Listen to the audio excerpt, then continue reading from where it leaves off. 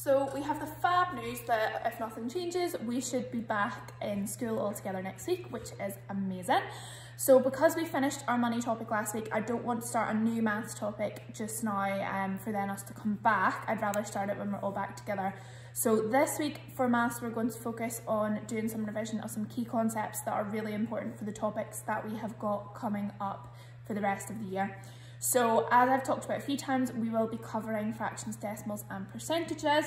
So we have done a little bit of work already on decimals, particularly around decimal place value and then also using money. But something that people have consistently found quite hard is the place value of decimals and also putting them in the correct order of value. So today we are going to be concentrating on refreshing how to do that. We did do this back in, I think, term 1, but I have noticed from a lot of people's maths work that this is something we're continuing to find hard. So we're going to do a little bit of revision on that today. Okay, so you can see across the top here, I have written some place value columns. So we're starting off with our hundreds, and then we've got our tenths and our units, and then we've got tenths, hundredths, and thousandths here, okay? So let's look at a number. So this is 103.004. So if I asked you what value or what number is in the tenths column, what would the answer be? So the correct answer there is 0 to stand for those tenths. All right, what if I asked you now, what is the value in the units column? What would that be?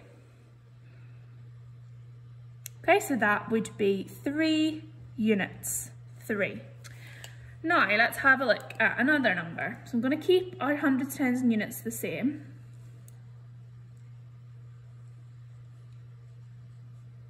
Okay, now what I would like you to do is tell me which one of those numbers is larger.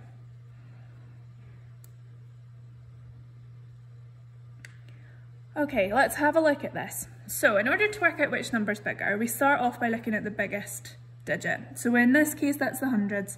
Hundreds are the same, tens are the same, units are the same, the tenths are the same, and then we get to the hundredths and they're different. So this one is sitting at a 0, this is at a 4, therefore this one must be bigger. So this is the bigger one. Right, now let's have a look at this.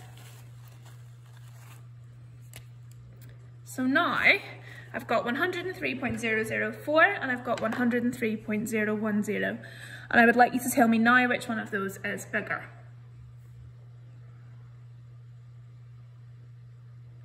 Okay, so again, our hundreds, tens and units and tenths are all the same, and it doesn't change till we get to hundredths. This one's got a 0 and this one has got a 1. But 4 is bigger than 1, isn't it? Correct, it is a larger number than 1, but this is 4 thousandths, and 100th is in a bigger column than the thousandths. So as long as we've worked it out from this column, we can ignore anything else, which means that this is worth more. A way to think about this, if that's slightly confusing for you, is if I was to take that 0 off, because it doesn't change the value, this is £103 and 1 pence. Okay, now this is £103 and 0 pence, and then 4 parts of a penny. So you can see that that is actually worth less than that is, because that 1 penny there is worth more than the 0 in that column. Alright, so I'm going to write some numbers on the board, so I'll pop back when I've done that. Okie doke, so I have written 6 numbers on the board. I would like you to pause and put those in order from smallest to largest for me. Okay, so let's have a look at how we would do this. So I'm actually going to start off by drawing out my place value headings at the top. So I've got my tens, my units, got my tenths, my hundredths, and my thousandths. Okay, so we've got the same tens and units for everything, so actually these don't matter, so we can kind of ignore them and leave them there. So we're going to start off by looking at our tenths. So we've got a 0 here, 3 here, 3 here, 0 here, 4 here, and 2 here. So we can see that the lowest digit here, to be the smallest ones, must be either this one or this one. So we know that these two numbers are going to be the two smallest numbers, but which one will come first? We look at the next column. This one's got a 0, this one's got 3, 0 is smaller, so this one would be the lowest number, 16.003. So we've got that one. Now we know that this one will be next.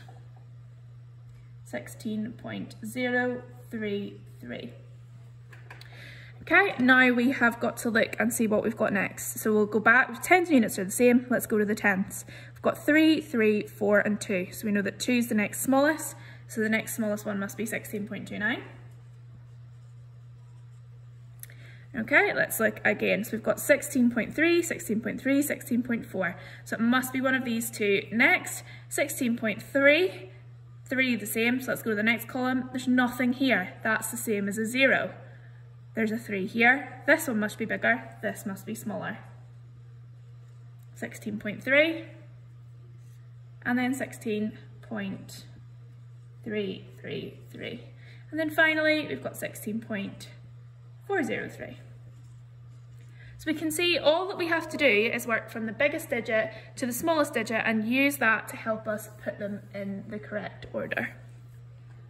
Okay, so squares and pentagons, you are now going to go and get on with your tasks. So your first task is to do the stopwatch game, and the instructions for that are on the post.